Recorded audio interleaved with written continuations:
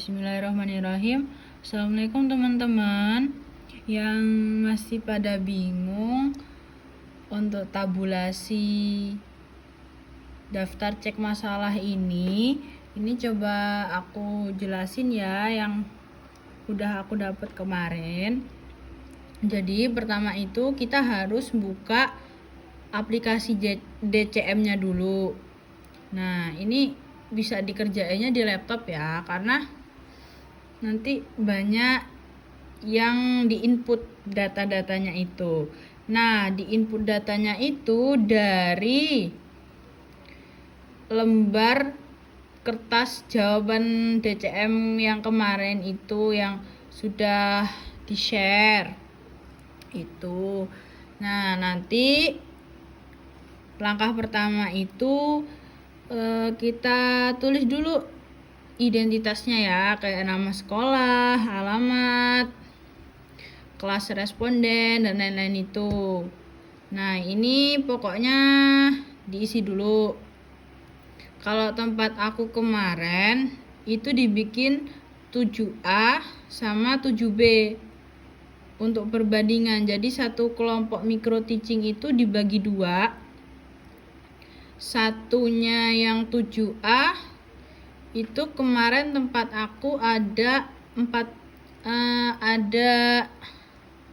sekitar 14 orang, 14 siswa maksudnya nanti yang udah dikumpulin itu.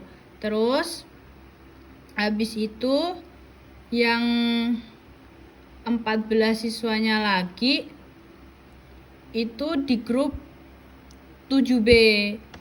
Jadi 7A 14, 7B 14. Jadi total di sini nanti 28. Itu kalau di tempat aku ya. Nah, jadi langkah pertama yang harus kita lakukan itu ditulis nama siswanya siapa aja nih. Kalau ada lebih ya nggak apa-apa.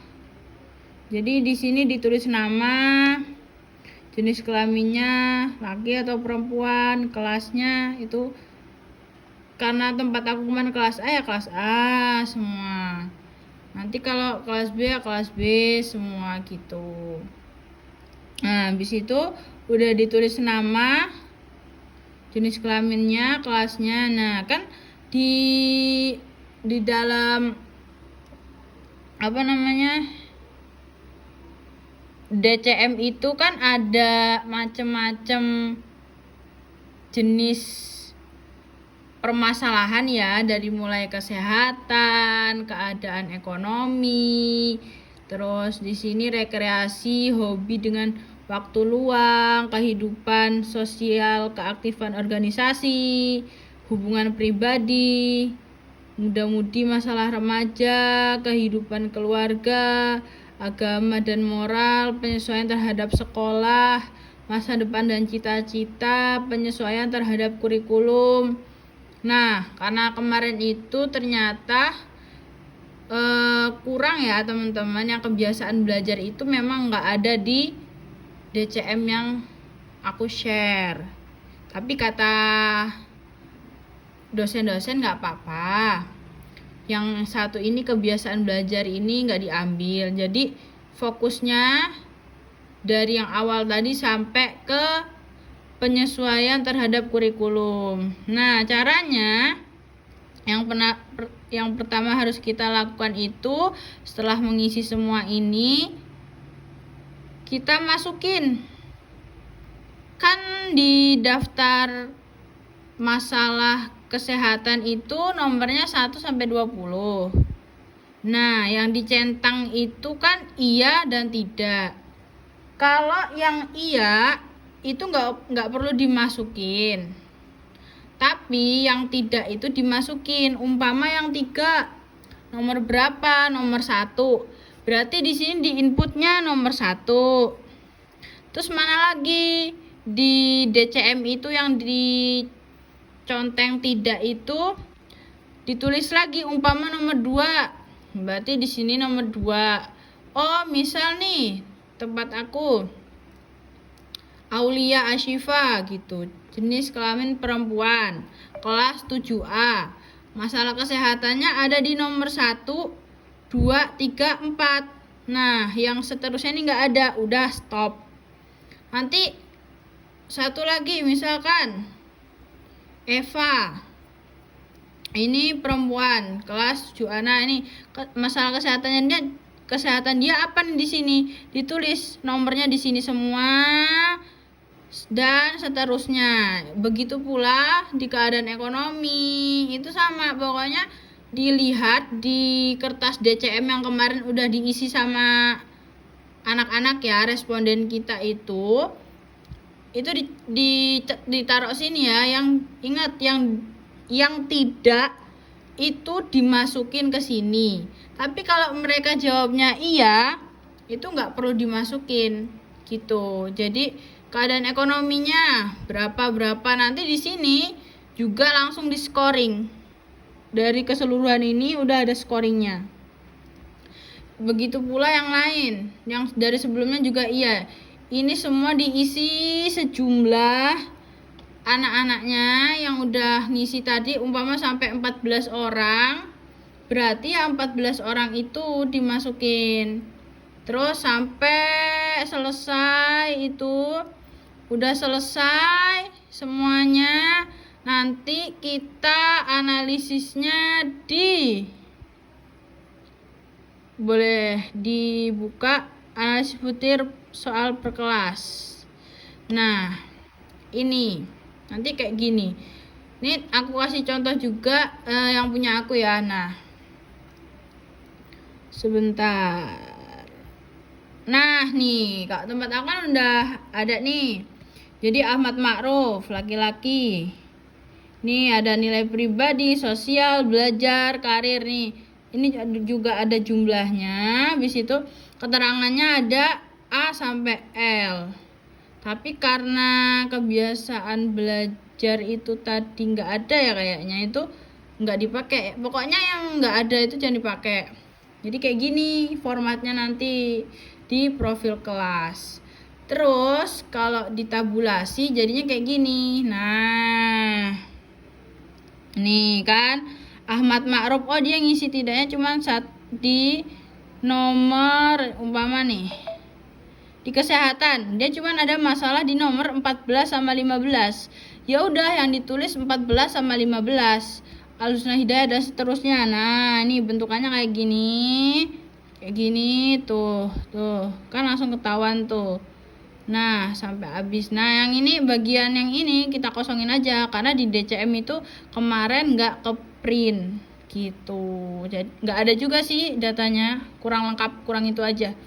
Jadi nanti habis ini kita langsung lanjut ke analisis butir per soal. Nah, ini kan nih banyak nih topik permasalahan kesehatan. Nih, ini yang 7A ya, jumlah siswanya 14. Terus yang kita ambil topiknya itu dari sini untuk RPL kita. Jadi di sini nilainya yang rendah ya, yang diambil D atau E. Kalau di sini nggak ada permasalahan, di sini bagus A, B, C, itu jangan diambil. Kita diambilnya fokus yang E sama yang D. Umpama nih, oh masalah kesehatan E, sering merasa mengantuk. Nah, berarti ini topik yang kita ambil dari kesehatan gitu. Terus umpama lagi dari keadaan ekonomi. Oh, kita lihat ada yang E enggak ini? Oh, ada nih yang E. Saya ingin mempunyai kamar sendiri. Mungkin permasalahan si anak ini dia pengen benar-benar punya kamar sendiri kayak gitu umpama ya. Ini misalkan nih, saya mengharapkan memperoleh beasiswa. Nah, berarti gimana caranya kita di saat membuat RPL juga itu mengulik tentang permasalahan yang dialami oleh siswa. Oh, dia mengharapkan perolehan beasiswa ternyata. Nah, itu permasalahannya nanti topiknya dari sini terus dikemas jadi sebuah topik layanan di RPL, terus materinya disesuaikan sama ini tadi gitu. Judulnya ya terserah teman-teman, yang penting topiknya ini ya. Tapi nggak harus terpaku sama ini. Bisa juga misal saya mengharapkan memperoleh beasiswa. Nah, ini kan topik dari keadaan ekonomi. Nah, judulnya itu diganti. Misalkan nggak saya mengharapkan memperoleh beasiswa ya, judulnya diganti cara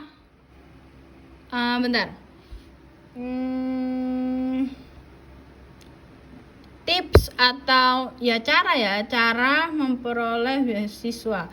Kayak ini loh, teknik atau tips gitu ya, bahasanya kayak tips gitu loh, kayak cara agar siswa mudah dalam memperoleh beasiswa. Pokoknya itulah intinya. Coba aja teman-teman searching ya, karena ini aku nggak ambil yang ini jadi aku nggak terlalu memahami, tapi intinya kayak gitu. Kalau contoh tempat aku tuh ambil yang tempat Aul ya. Ini yang kehidupan sosial, keaktifan berorganisasi. Jadi tempatku itu aku ngambil yang ini nih, yang rendah, yang E nih. Merasa malu jika berhadapan dengan orang banyak. Jadi judul RPL ku itu kemarin, cara mengatasi perasaan malu jika berhadapan dengan orang banyak. Nah, di situ letaknya. Jadi intinya mau teman-teman ambil dari manapun, kesehatan, mau keadaan ekonomi, rekreasi dan hobi, kehidupan sosial, hubungan pribadi, masalah remaja, kehidupan keluarga, semuanya boleh diambil. Tapi yang diambil, ingat ya teman-teman, yang E atau yang D, nilainya pokoknya yang jelek.